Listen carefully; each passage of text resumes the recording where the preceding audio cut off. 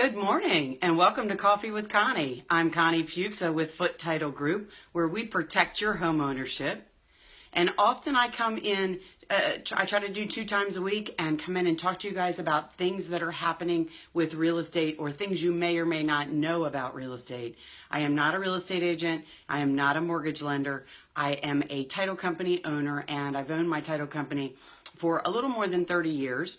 And so I've had lots of different experiences. So I get all kinds of questions all the time, and I decided to start doing live broadcasts to try to answer some of those questions, because if you have that question, I'm sure someone else does as well. And that way I can try to help you understand some of the things that we see and some of the experiences that we have, so that you don't have problems or questions that you don't get answered. So I love it when you guys submit questions, message me about things, because it helps me understand maybe some topics that I'm not talking about that you want to know about. So I do have a lot of different things that I prepare to talk about, but if I get a question from someone, that means there's something going on in the market that maybe someone else might want to know.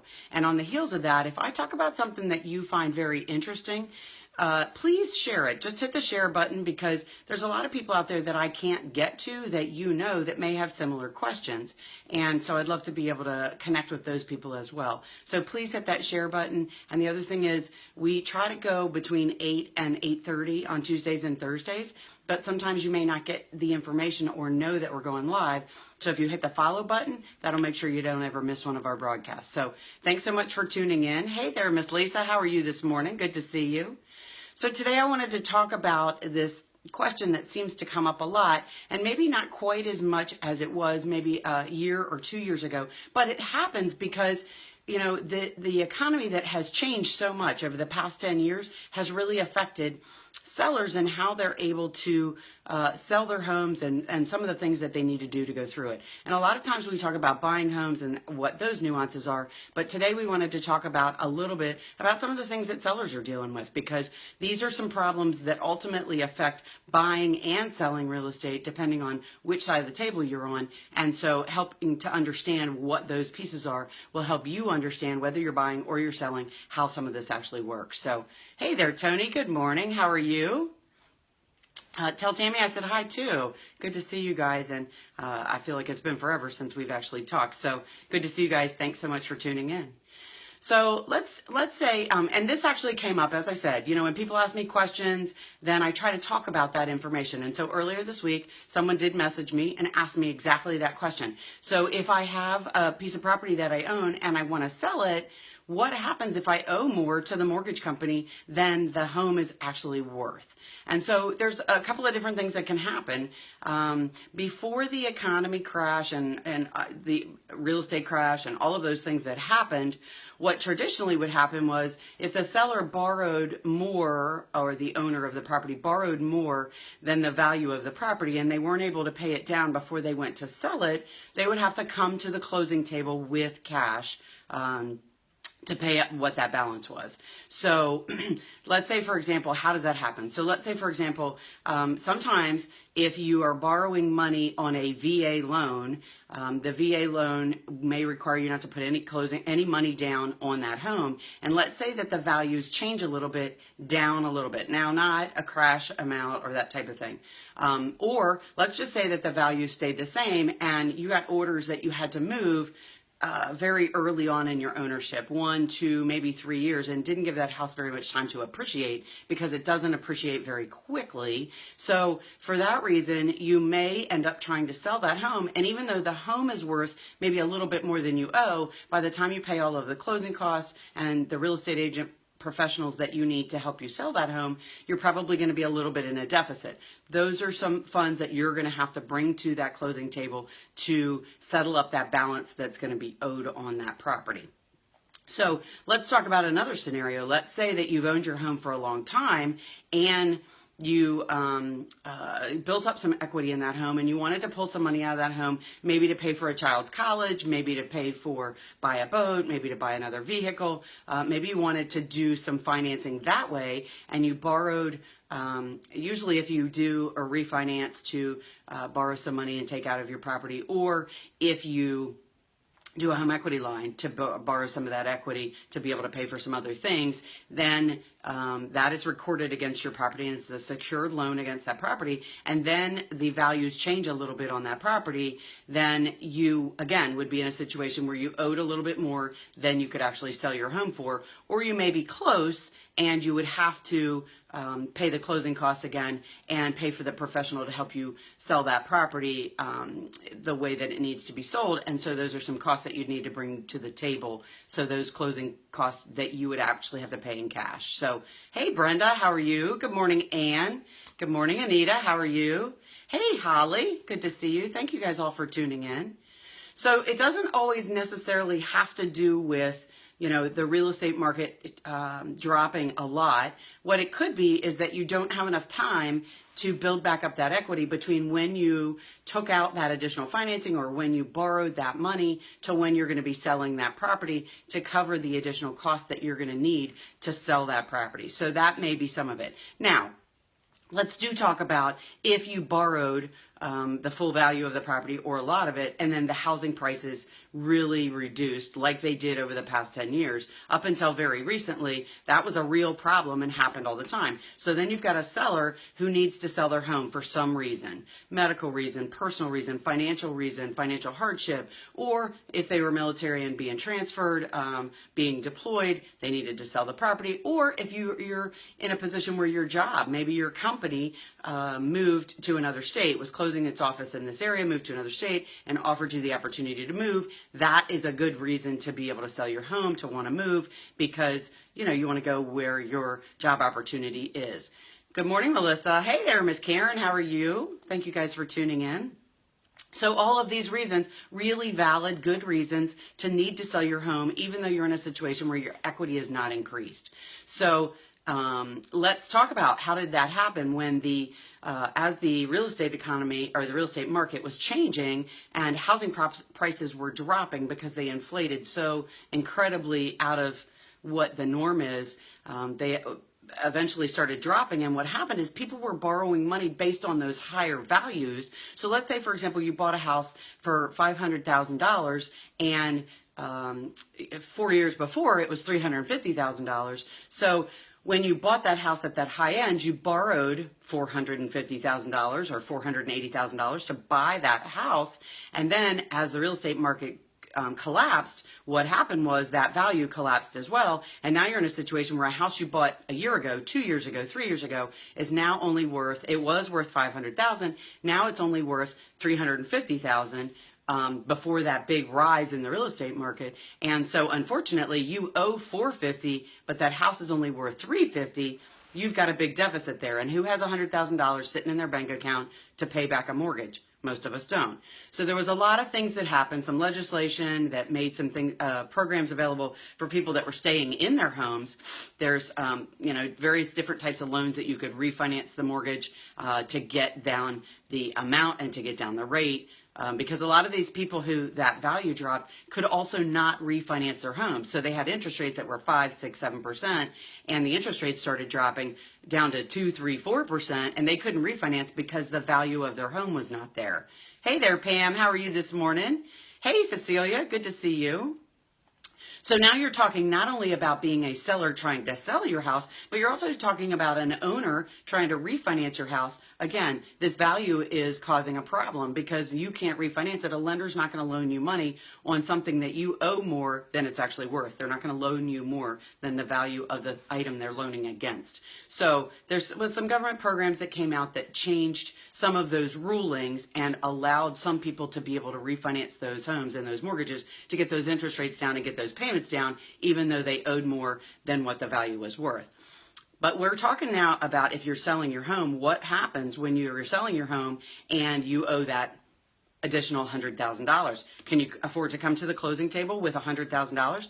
Probably not. If you could, you probably would have borrowed a lot less when you originally purchased that house. So there's a scenario,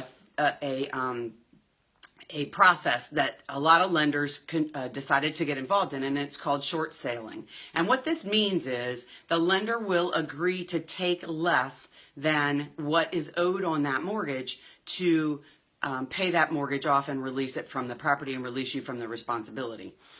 there's a lot of things that go into it. So in order to start that ball rolling, you need to start it like when you're getting ready to put your house on the market. And because you have a lot of paperwork that you have to complete, and some lenders only allow you to do it when you're in a financial hardship situation. So if you decide to move to another area just because you want to move and you want to sell that house, more than likely they're not going to consider it. If you want to move for a job change, they may or may not consider it. If you've been up to date on all of your mortgage payments and you have some of these other events happening, they may not consider it because you haven't displayed a financial hardship. It's a catch-22. None of us want to end up having a credit issue showing up on our credit for not making a mortgage payment, but some lenders were not allowing people to do this without being behind in some of their payments. Kind of stinks. Some of the rules changed as it was evolving because it was a whole new phenomenon that a lot of lenders were dealing with through this process. But some of the things to think about and to get you, if you're in this situation, to start thinking about and start talking about. Because if you are in a situation that you may think you want to sell this property and you know you owe more than what it's worth, you need to start having these conversations with the mortgage lender that you make the payments to. Because there's paperwork they're going to require that you provide. And then they're sort of driving the bus in control of what offer you take when someone wants to make an offer on the property. If somebody wants to buy your home, they sort of drive that bus. They drive the bus about how much closing is going to be paid and some of these agreements that are done through the contract process when somebody wants to buy that home. So you definitely need to start this conversation with that mortgage company well in advance of putting your house on the market because you want to make sure you understand all the pieces and the things they need. The other thing that'll go into play with this is as I talk about all the time, dealing with professionals that have these experiences. You're dealing with a real estate agent that is a professional that's been in the business for a while and has a lot of experience with these types of processes. They can navigate a lot of these things for you, and they can help you put together the paperwork that the lender is going to require in order to make sure the process goes a little bit smoother. They're also going to help you navigate when a contract is provided to you by a potential buyer to make sure that it meets all the pieces that your mortgage company is going to require. So, and then when we go to closing, your mortgage company is also somewhat driving the bus, even though you're signing the paperwork, when they want to see all of the numbers, all of the closing documentation that you're going to be signing, because they want to make sure that everything they expect to happen, they're taking a huge loss, and they want to make sure that everything they expect to happen in order to take that loss is falling into place the way they expected. So really good conversations to have in advance with your mortgage lender.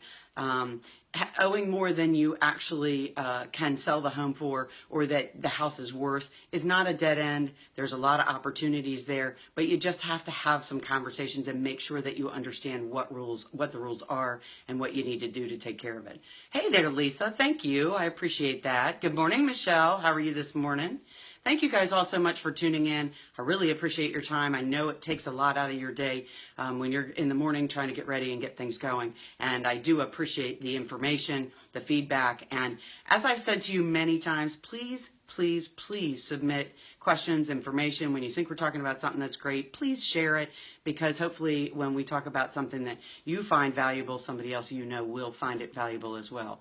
Couple things I did want to share. There is some information on our website for buyers and sellers and realtors and lenders that are resources with a lot of this information on it that we talk about.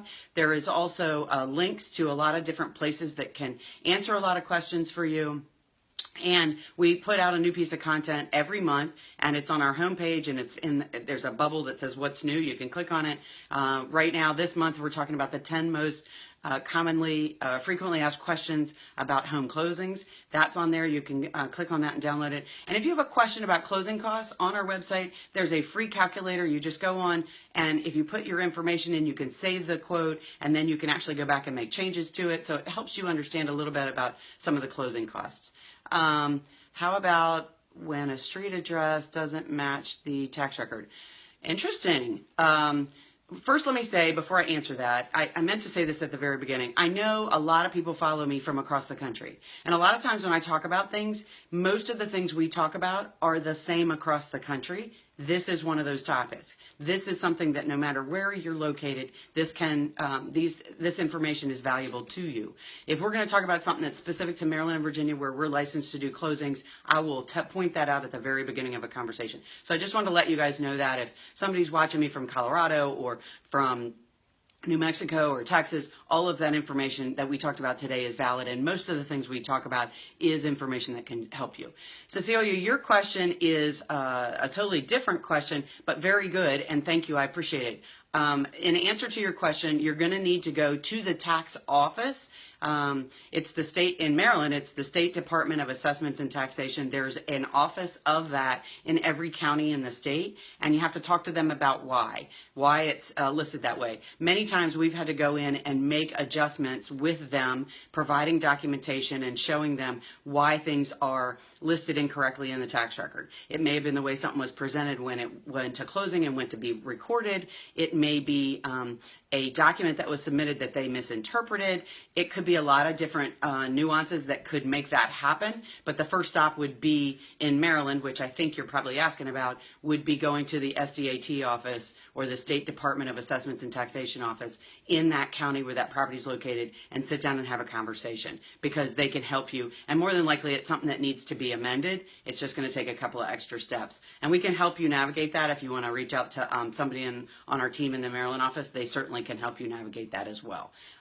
So hopefully that helped you too. And just like Cecilia, please ask questions. If you run into something that just doesn't make sense, please let me know, and we will do our best to try to help you get the answer or answer it for you or direct you in the right direction. So thanks so much for your time. If you're watching us from Virginia and you happen to be thinking about moving to or have just moved to the King George or the Westmoreland area, we are having an event May 6th from 10 to noon at the King George YMCA. It's called Make Yourself at Home. We will have all the vendors that are there are service providers in that community. They are none of them are paid for-profit service providers. That we have the fire department, we have the police department, we have social services, we have Parks and Recs, we have the Animal Rescue League, we have the Boy Scouts, the Girl Scouts. They're all going to be there to answer questions. Bring your children. We will have snacks and water, and the play area in the YMCA will be open. You can get tours of the YMCA. It's a great community resource, and we'll be able to there to answer questions about home closings and real estate and mortgages. And if you're in the real estate profession, feel free to come by and talk to people, meander around. I think we have about 15 vendors that are going to be there. They're going to be doing self-defense classes and all different other kinds of cool things. So please, if you are new to that community or are thinking about moving there, or you just want to check it out, come on by May 6th from 10 to noon at the King George YMCA. Hope you guys are having an awesome day. I look forward to talking to you again soon. I'm Connie Foote with Foote Title Group, where we protect your home ownership, and you have the right to choose who does your home closing. So think that through, do a little research, make some calls, and choose wisely, because it makes sure that it impacts your home ownership after closing. Hope you guys have a great day. I'll talk to you soon. Bye-bye.